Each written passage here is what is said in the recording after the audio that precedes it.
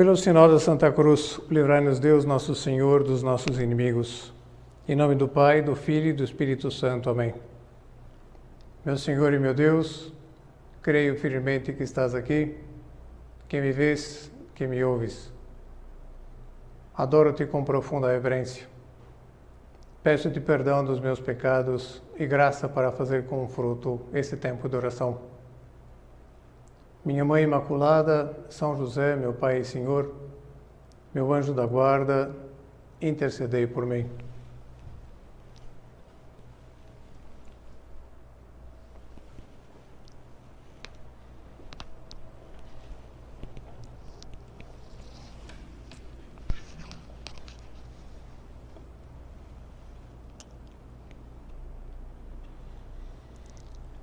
Já estamos mergulhados no tempo do Advento. É natural que nesse mês de dezembro o nosso recolhimento tenha como foco principal o Natal. Seja com esse período de preparação para vivê-lo intensamente, seja depois para fazê-lo render, esticando para além do dia 25 até já entrado o mês de janeiro. Não sei se você já ouviu falar da Operation Christmas Child, Operação Criança de Natal. É uma iniciativa de inspiração evangélica que funciona desde 1990, promovida, por sua vez, por uma ONG americana que tem como nome Bolsa Samaritano, que existe desde 1970 e de fato promove assistências solidárias, mobilizando voluntários e levantando uns fundos assim consideráveis para prestar assistência em vários países. Eles têm base, vamos dizer assim, em 100 países diferentes e costumam ajudar a uns 130, pelo que eu pude levantar numa pesquisa rápida.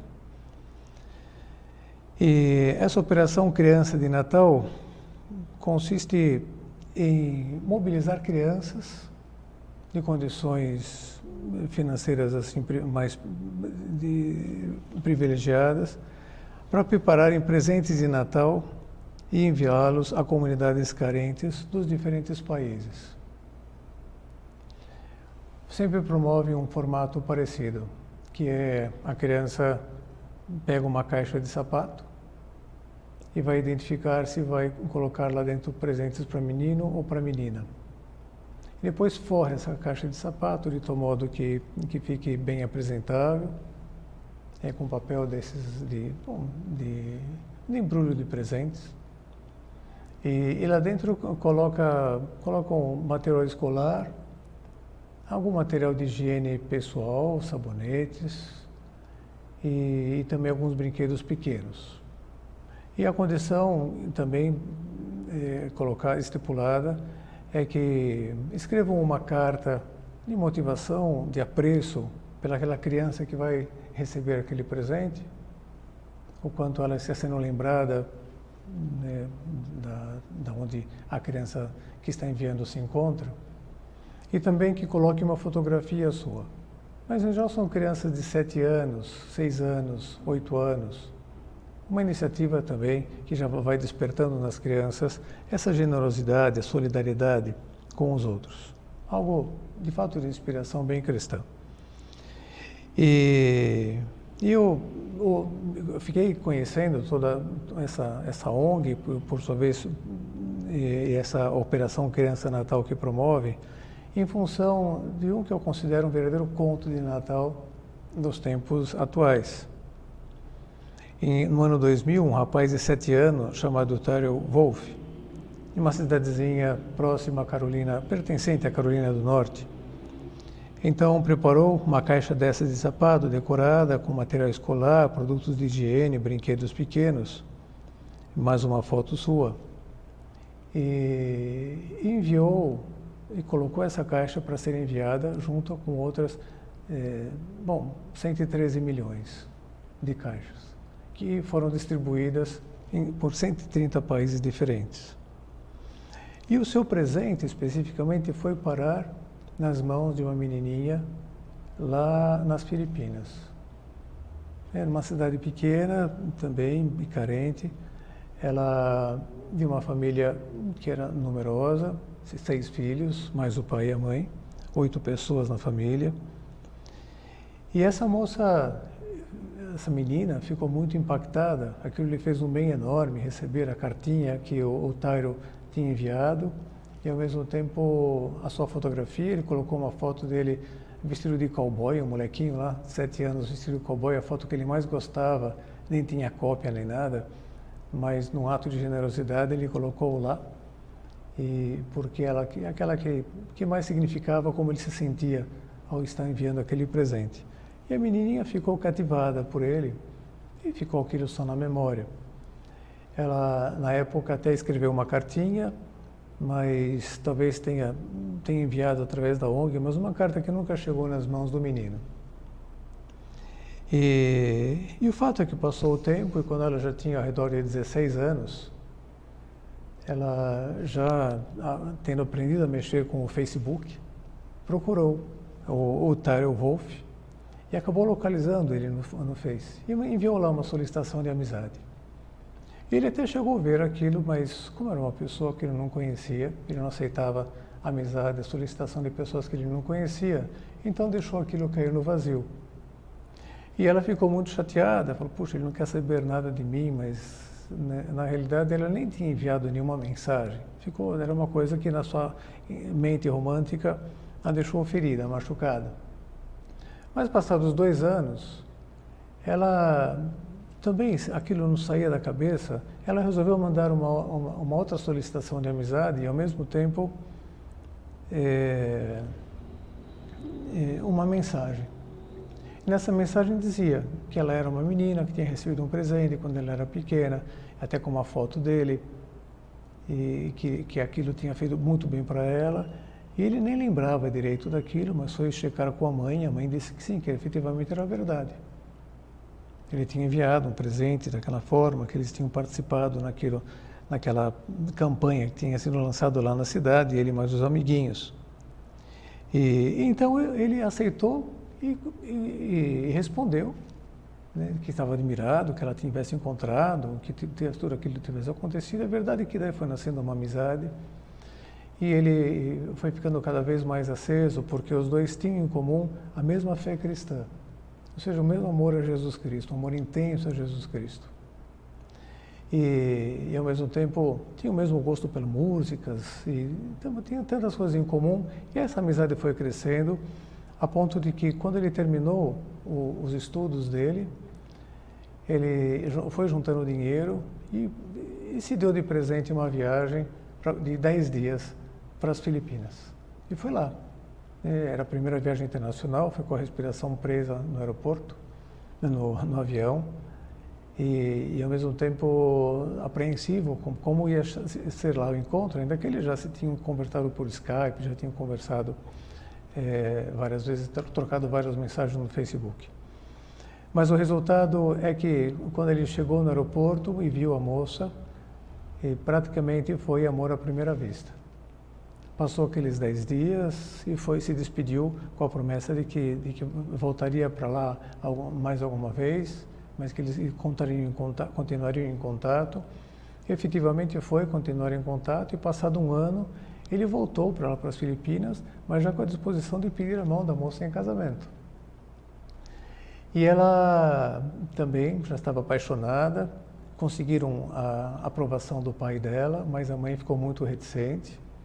Ele não levou a mal, compreendeu perfeitamente, voltou para os Estados Unidos e, passado mais um tempo, daí foi com o pai dele junto, lá para as Filipinas, e com a presença do pai, a mãe já sentiu mais segurança, viu que era uma coisa sólida e que as famílias já estavam sendo envolvidas, e deu autorização e acabaram se casando. De fato, agora tem várias fotos deles também em diferentes lugares, falando com o filho, né, o filhinho que nasceu, e ainda não foram felizes para sempre, mas até onde consegui averiguar, eles são felizes. O casamento deve ter acontecido em 2016, por aí, e são bastante felizes. Essa história, logicamente, se reproduziu por todos os lados. Infelizmente, eu tive que fazer muita pesquisa para saber se eram católicos, se eram protestantes, ou se pelo menos eram cristãos. Só consegui chegar à conclusão que eram cristãos.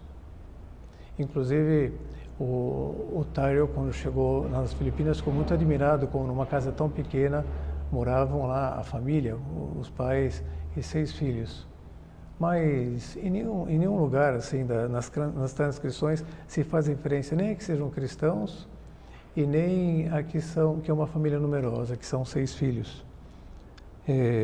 Como se o politicamente correto fosse não chamar muita atenção para esses fatos, e tudo é colocado atribuindo o mérito para o destino ou para que o amor estava escrito nas estrelas. A palavra providência, a palavra Deus, não entra aí para nada. Mas eu quis começar a nossa meditação precisamente por aí, porque me parece que é um verdadeiro conto de Natal. O que, de fato, o despertar da sensibilidade cristã na alma de uma criança, depois atinge o coração de uma outra criança, e como Deus entra em cena e vai colocando aquela inquietação no coração da menina para investir, e uma segunda vez, e o rapaz que dá a abertura e depois começam a cultivar a amizade, e chega até a esse desfecho.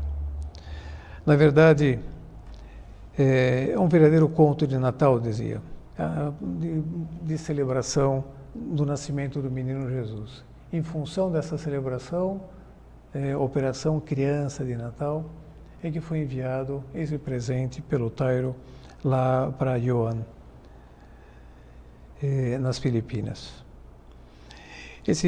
E essa celebração do nascimento do menino promove essa troca de presentes, precisamente porque é a celebração da presença de Deus que se fez presente. Aliás, o próprio Deus que inaugurou no Natal o dar presentes, porque ele tomou a iniciativa. Como diz Jesus num diálogo com o doutor da lei chamado Nicodemos, no Evangelho de São João, diz lá: Deus amou tanto o mundo que lhe deu o seu Filho.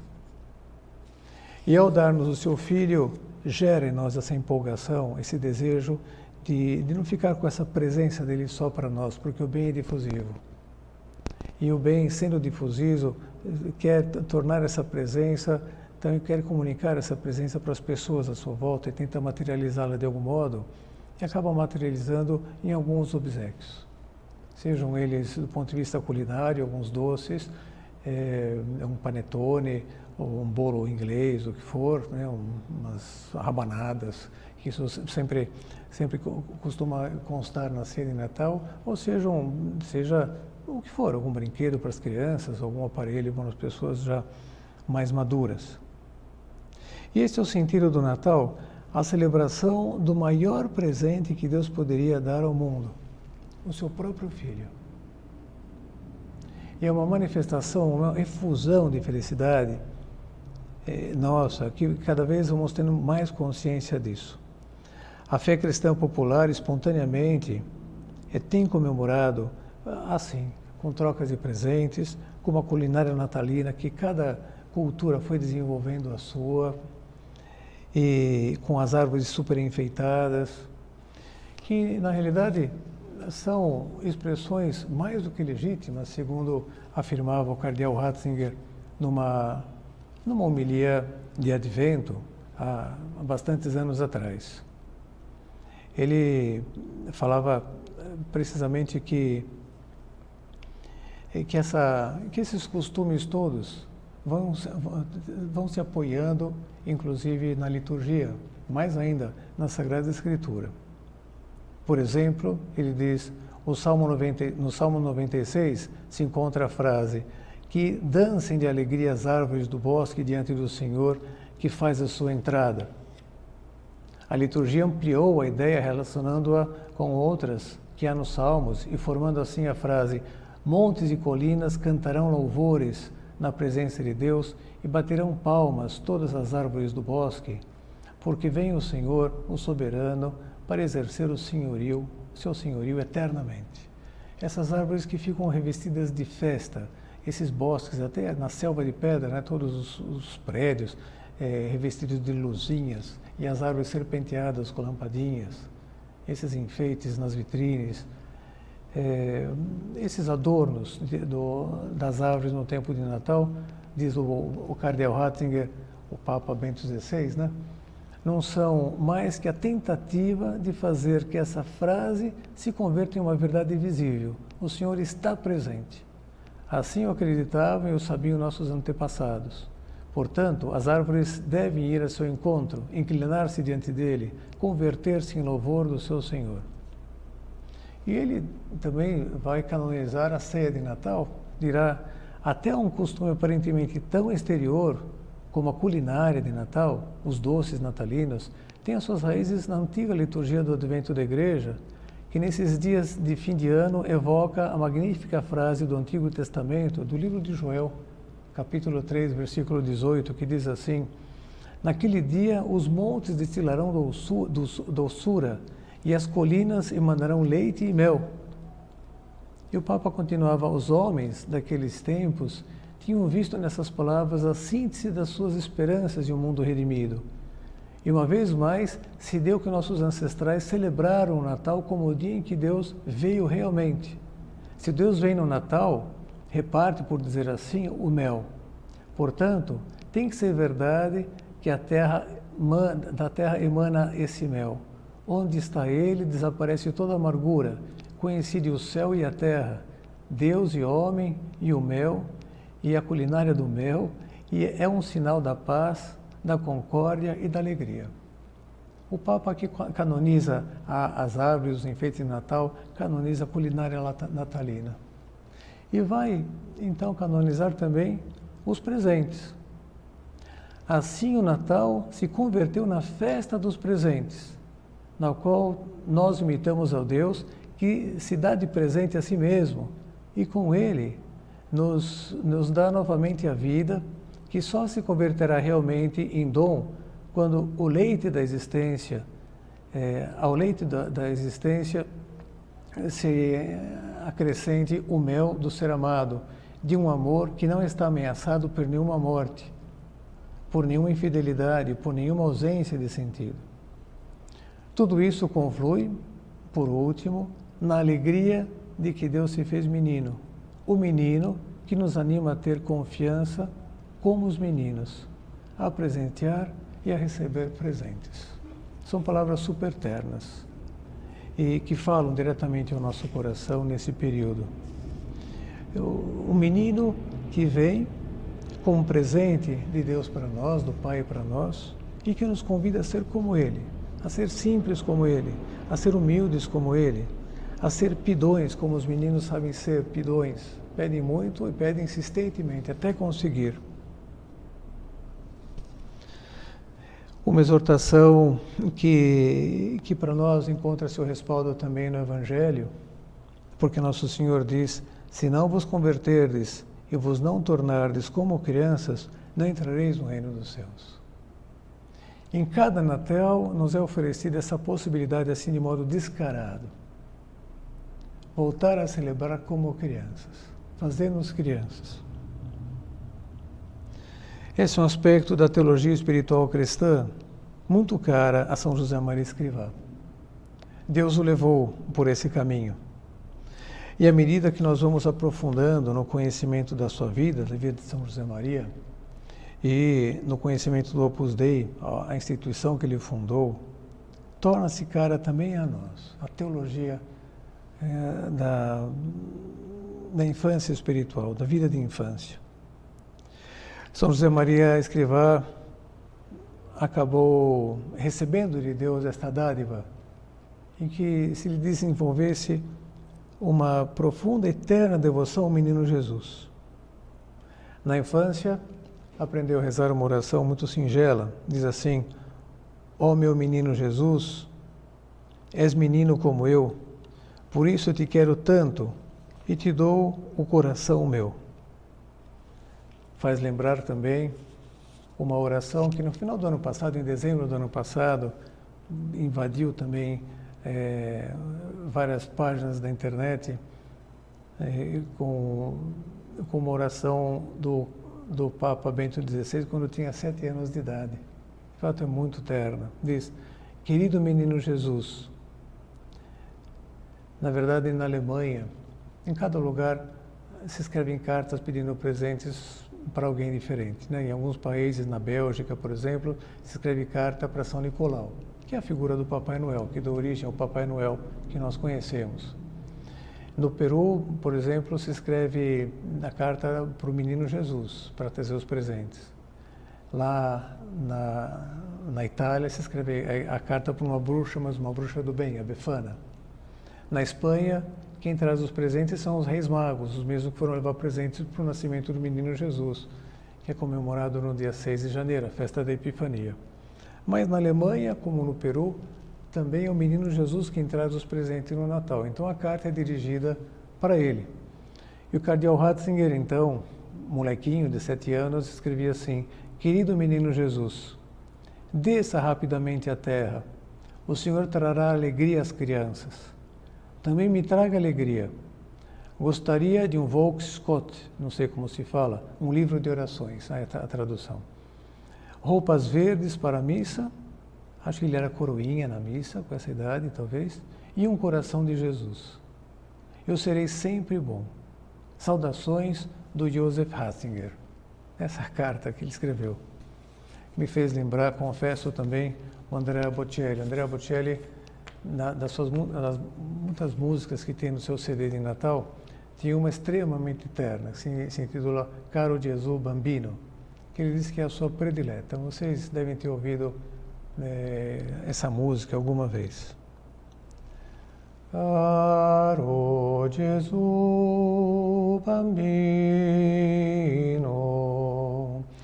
tu che sei tanto buono, fammi questo piacere, lasci una volta il cielo e vieni a giocare con me. Lo sai, il babbo è povero ed io non ho giocato lì. Sono un bambino buono, come lo fosti tu. Vedrai però se vieni, noi ci divertiremo, anche senza balocchi. Viene bambin Gesù.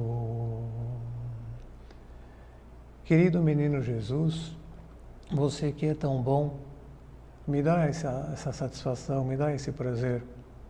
Deixa uma vez o céu e vem brincar comigo. Você sabe, o papai é pobre e eu não tenho joguinhos. Mas eu sou um menino bom, como você também o foi. Você vai ver, Jesus, se vier, como a gente vai se divertir. Mesmo sem brinquedos, vem, menino Jesus.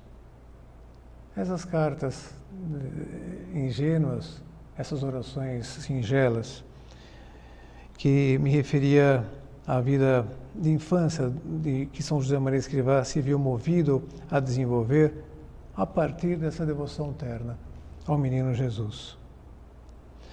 Essa devoção experimentou um grande salto em 1931, quando ele já tinha fundado o Opus Dei em 1928 e começou a ser capelão de um patronato de enfermos lá em Santa Isabel, na igreja, no convento de Santa Isabel. E as freiras lá tinham um menino Jesus que o encantou sobremaneira. Quando lhe mostraram uma vez, deixaram com o coração completamente assim tomado. Tanto é que ele chegou em casa e escreveu lá nas suas anotações íntimas, dizia: mostraram-me o menino Jesus que era um sol. Nunca vi um Jesus tão bonito, encantador. Está com os bracinhos cruzados sobre o peito e os olhos entreabertos. Lindo. Comi-o com beijos e de boa vontade o teria roubado. Na verdade, depois, pelo modo como ele vai se dirigir ao Jesus, cheio de confiança, se vê que quem roubou foi Jesus, que roubou o seu coração. porque em outro momento ele diz: o menino Jesus, como se firmou em mim essa devoção desde que vi o grandíssimo ladrão. Escreve ladrão com letra maiúscula. Você vê, se deu a confiança de chamar Jesus assim, porque ele tinha roubado o coração. Jesus menino, Jesus adolescente, gosto de te ver assim, Senhor, porque me atrevo mais. Gosto de te ver pequenino, como que desamparado, para ter a ilusão de que precisas de mim. É verdade que embalava aquele menino, as freiras até ficavam espiando por trás da porta. Ele achava que estava sozinho na igreja e se permitia fazer algumas coisas dessas que os pais fazem com os filhos, né? De levar para o alto, apertar, dançar, chacoalhar. Mas ele, na verdade, estava sendo observado e ficou esse registro que elas mesmas testemunharam. Depois, quando passados os anos, foram interpeladas, assim, algum testemunho, até para o seu processo de beatificação. E essa devoção levou São José Maria a trilhar o caminho de infância espiritual. Há, no site do Opus Dei, um pequeno tratado sobre isso, se intitula Uma abordagem ao estudo da vida de infância em São José Maria. Eu vou procurar colocar também todas essas referências, a citação que eu fiz aqui do Ratzinger, fixado assim nos comentários quando eu subi esse vídeo por YouTube. Essa pequena obra, que é dizer uma pequena tese sobre a vida de infância em São José Maria, está escrita por Maria Helena Pratas e veio publicada também num volume de Scripta Teológica, que é uma publicação de escritos assim, teológicos de grande profundidade. E fez com que essa devoção, fez com que São José Maria Escrivá deixasse em caminho esse livro que ele escreveu para ir transmitindo aquilo que Deus lhe tinha promovido na sua vida e que tinha pedido para que ele espalhasse para todo mundo. Inseriu nesse livrinho Caminho 2 capítulos. Um capítulo que se intitula Vida de Infância e outro capítulo que se intitula Infância Espiritual. E se nós vamos percorrendo os pontos desse livro, podemos chegar à conclusão, juntamente com os entendidos assim na teologia que está contida aqui, que são os capítulos nucleares do livro. A vida de infância, a vida de infância espiritual, de pessoas que se fazem pequenas como crianças e acabam, em função disso, já experimentando o reino de Deus aqui na Terra, porque se consideram sempre muito filhos de Deus, filhos amados por Deus, filhos queridos por Deus, e que nos olha sempre como os pais olham os seus filhos, como meninos, meninas pequenos.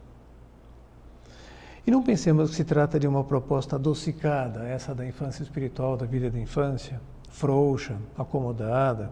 Pelo contrário, trata-se de uma proposta, do ponto de vista assim espiritual, humano, espiritual, cheia de vigor, diria até de rigidez. E já deixa claro de entrada, em vários pontos, exatamente essa verdade. No segundo ponto do capítulo Infância Espiritual, que é o ponto 853, ele diz assim: caminho de infância, abandono, infância espiritual. Nada disso é ingenuidade, mas forte e sólida vida cristã.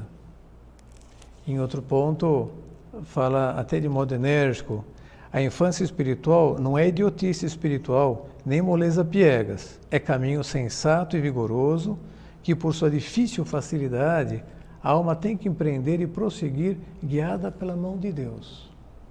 Então, não é um fricote, não é um mimo, não é um mimimi no relacionamento com Deus. E fala ainda de modo assim mais enérgico, diz no ponto 858, faz-te criança, ainda mais, mas não fiques na idade do buço. Já viste coisa mais ridícula do que um moleque bancando o homem, ou um homem amolecado? Criança para com Deus e, por consequência, homem muito viril em tudo mais. E larga essas manhas de cachorrinho de colo. A infância espiritual não é um caminho de gente manhosa, com manhas de cachorrinho de colo. E num outro ponto, diz assim: quando te chamo menino bom, não penses que te imagina encolhido, acanhado, se não és varonil e normal, em lugar de seres um apóstolo, serás uma caricatura que provoca riso. Se trata de uma condição interior e não exteriormente manifestada assim até chegar a um aspecto de ridículo.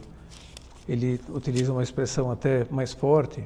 O ponto 888 diz assim, que a vossa oração seja viril.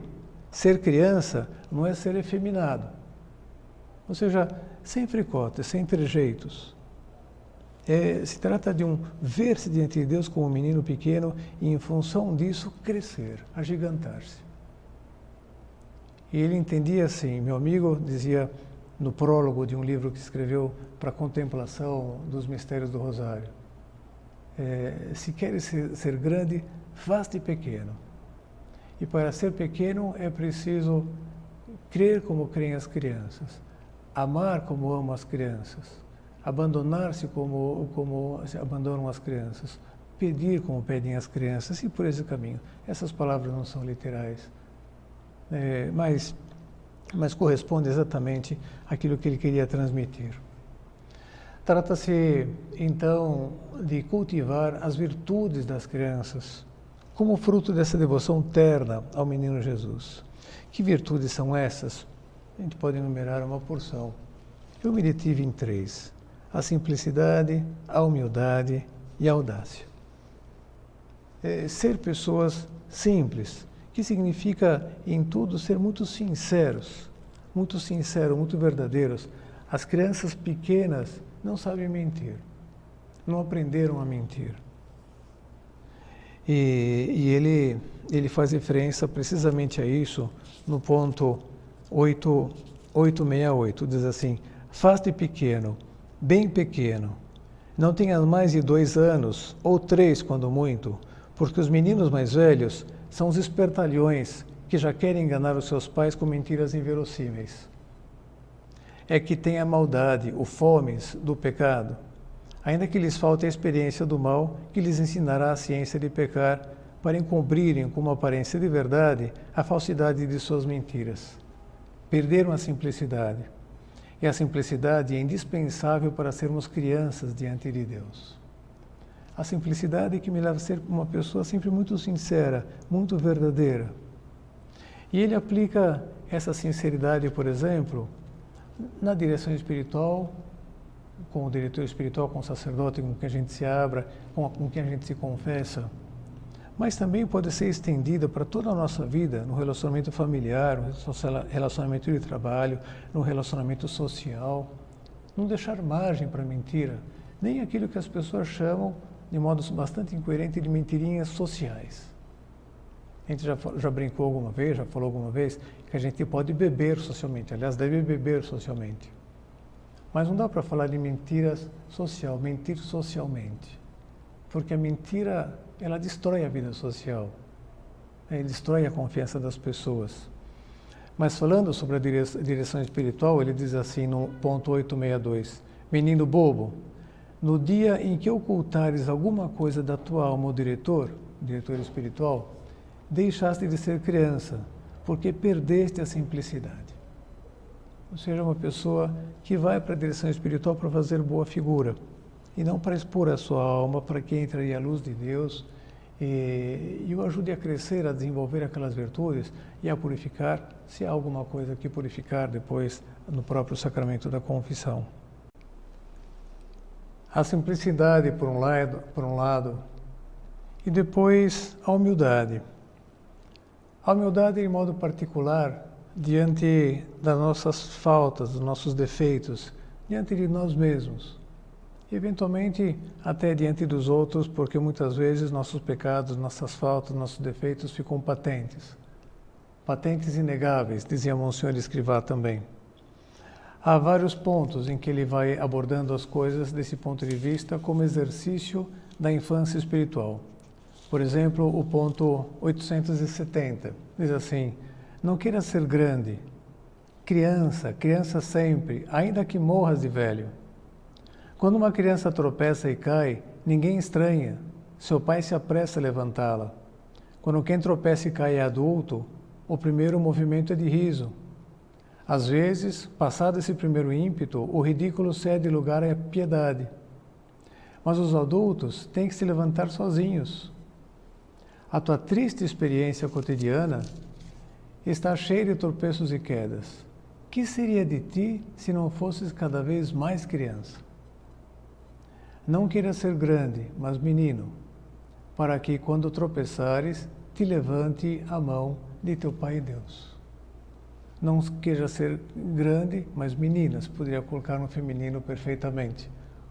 Para que, quando tropeces, te levante a mão de teu Pai Deus. Ele muitas vezes terminava o exame de consciência e quase que o seu ato de contrição era algo do estilo: José Maria, Senhor, não está contente de José Maria. E já manifestava: Senhor, tu sabes tudo, tu sabes que eu te amo, apesar dos pesares, mas eu não estou contente. E já oferecia esse desgosto que ele tinha por si mesmo como a primeira penitência para se purificar. Outro ponto, o ponto 879, ele diz: quando te afligirem as tuas misérias, não fiques triste. Gloria-te nas tuas fraquezas, como São Paulo, porque às crianças é permitido, sem temor do ridículo, imitar os grandes. São Paulo dizia isso, né? Eu me glorio nas minhas fraquezas. Jesus lhe tinha dado a entender exatamente essa sua condição. E chegar a essa conclusão: quando eu sou fraco, então sou forte, porque daí Deus vem ao meu auxílio, me ampara e me leva para frente.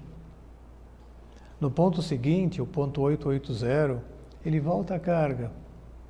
Que as tuas faltas e imperfeições, e mesmo as tuas quedas graves, não te afastem de Deus.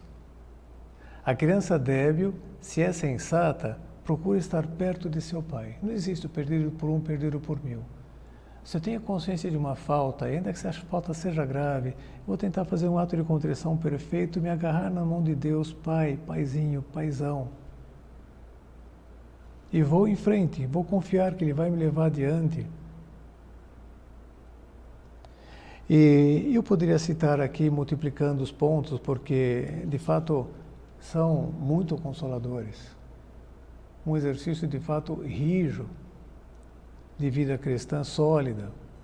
Vou citar mais um, o ponto 884, diz: estás cheio de misérias, cada dia as vês mais claramente, mas que não te assustem. Ele bem sabe que não podes dar mais fruto.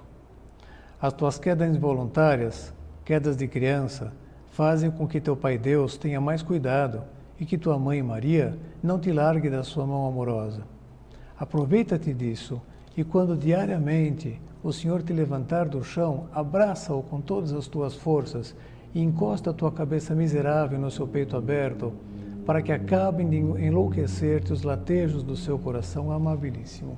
Então você sentir as batidas do coração do Pai, as batidas do coração do próprio Cristo, que não está jogando nada na tua cara, pelo contrário, está disposto a te perdoar 1 e 1000 vezes, todas as vezes que se fizerem necessárias.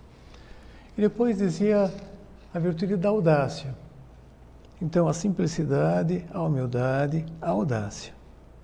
Audácia para rezar. Rezar como rezam as crianças. No ponto 893, primeiro coloca essa característica da criança, que é a perseverança. A criança é teimosa. Ela pede,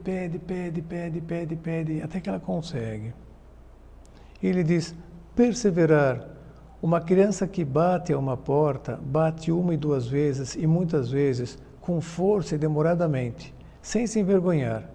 E quem vai abrir, ofendido, é desarmado pela simplicidade da criaturinha inoportuna. Assim estou com Deus. Se é que ele conseguiria deixar Deus assim irritado, a base da gente estar pedindo insistentemente, quando vai ver, somos nós, somos uma criança pequena, e ele não vai ter outro remédio, outra reação, senão a de ficar enternecido. E uma última citação aqui de caminho, o ponto 857. Ele diz: ser pequeno, as grandes audácias são sempre das crianças. Quem pede a lua?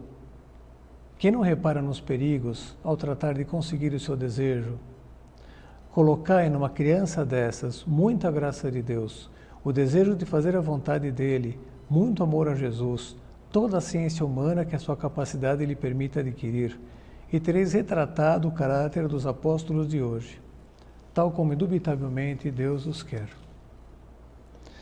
A devoção ao menino Jesus, que me leva a tratá-lo no presépio, já colocado no presépio. Às vezes muitas pessoas têm essa teoria de monta o presépio inteiro, às vezes nas igrejas, e aqui também não estou condenando ninguém, quem sou eu? Só que para mim não me preenche, porque colocam todas as figuras, Maria e José ajoelhados e a manjedoura vazia. Falam que Cristo só vai vir aqui no dia de Natal. Bom, nesse sentido eu prefiro mais a solução que dava um padre amigo meu, que colocava a Bíblia aberta. Uma vez eu lhe perguntei, o padre Everaldo, falei, mas padre Everaldo, uma Bíblia na manjedoura? Ele falou assim, padre Carlos, no princípio era o verbo. E depois o verbo vai se fazer carne, daí eu coloco o menino Jesus. Mas eu tenho uma predileção pelo menino Jesus, já colocado desde o início. De tal forma que a gente já possa começar a fazer uma oração diante do menino. Mas se não for para ter o menino Jesus lá colocado no presépio, deixa em cima da mesa do escritório, ou deixa em cima numa mesinha de canto ali na sala de estar, ele esperando para entrar no presépio, mas de tal forma que você já possa ir interagindo com ele. E colocar-se em silêncio para refletir, para meditar, para entender o querer de Deus. Não sei se vocês ouviram esse conto de um fazendeiro que descobriu que tinha perdido um relógio no celeiro, muito valioso, de grande valor sentimental. E havia um bando de crianças brincando lá fora, já grandinhas, e ele foi lá e ofereceu um prêmio para quem encontrasse o relógio. E as crianças entraram eufóricas, mas reviraram o celeiro por tudo quanto era lado, com toda aquela agitação, chegaram à conclusão que não estava lá.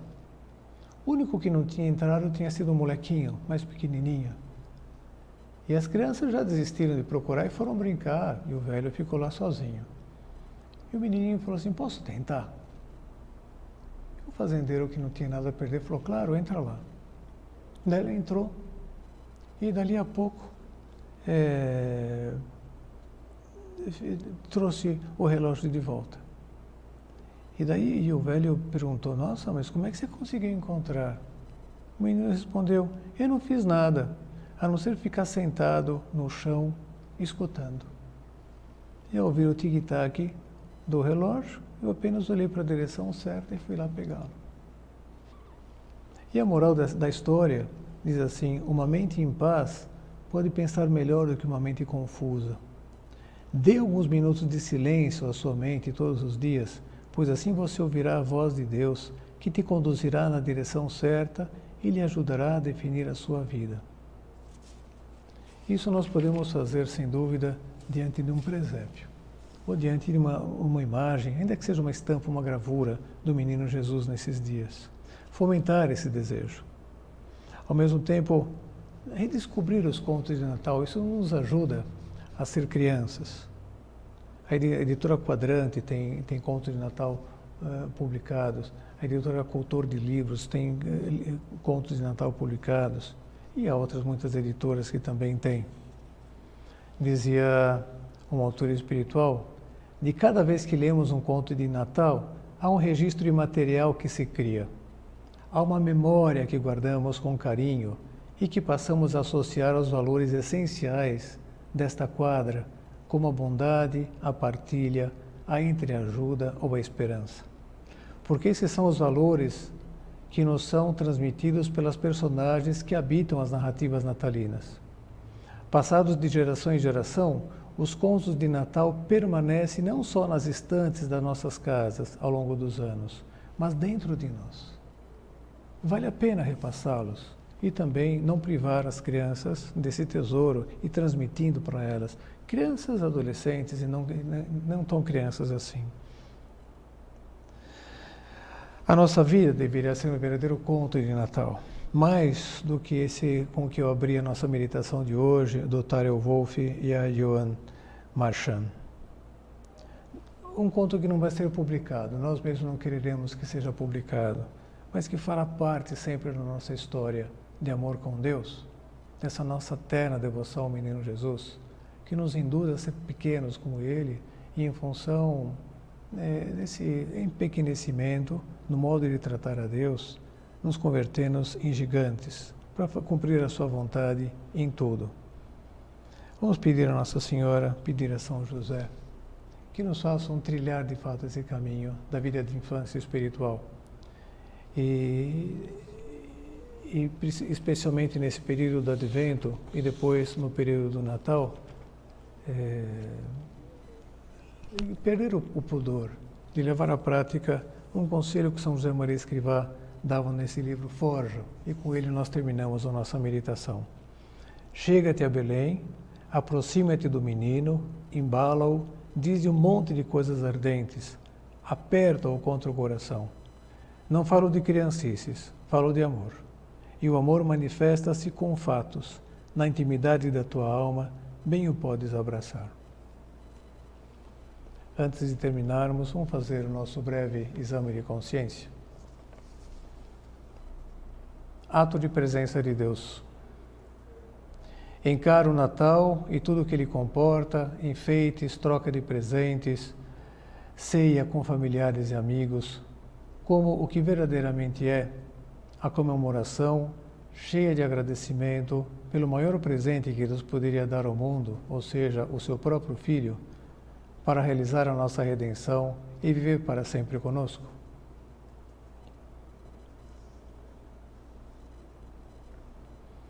Tenho consciência de que para participar com plenitude deste mistério da encarnação do Filho de Deus, devo estar disposto a fazer-me como criança. Posso dizer que já descobri o caminho da vida de infância espiritual e estou disposto a segui-lo.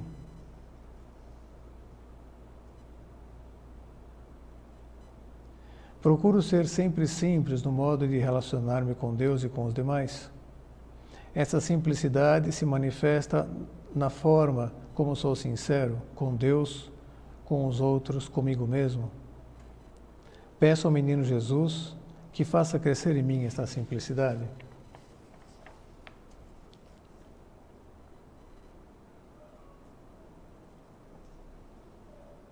Santo Agostinho disse que a história da nossa redenção pode ser encarada como a história da humildade de Deus que contrasta com o nosso orgulho. Estou determinado a que não seja assim na minha vida, querendo aproveitar esse tempo de Advento e Natal para crescer em humildade.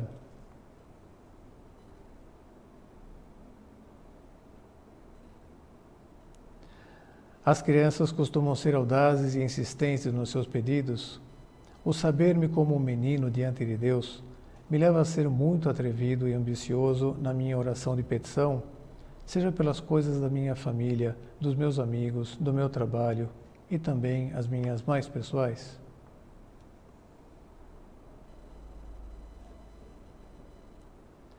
Recorro a Nossa Senhora e a São José para que me ajude a crescer na vida de infância nesses dias, abrindo-me para deter-me diante de uma gravura ou imagem do Menino Jesus em silêncio, com o desejo de identificar a vontade de Deus para mim e levá-la à prática como modo de corresponder a todo o amor que Ele me demonstra.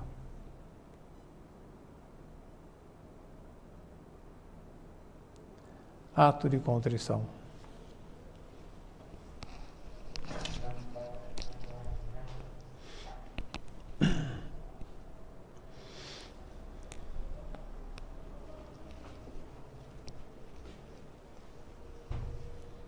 Dou-te graças, meu Deus, pelos bons propósitos, afetos e inspirações que me comunicaste nessa meditação.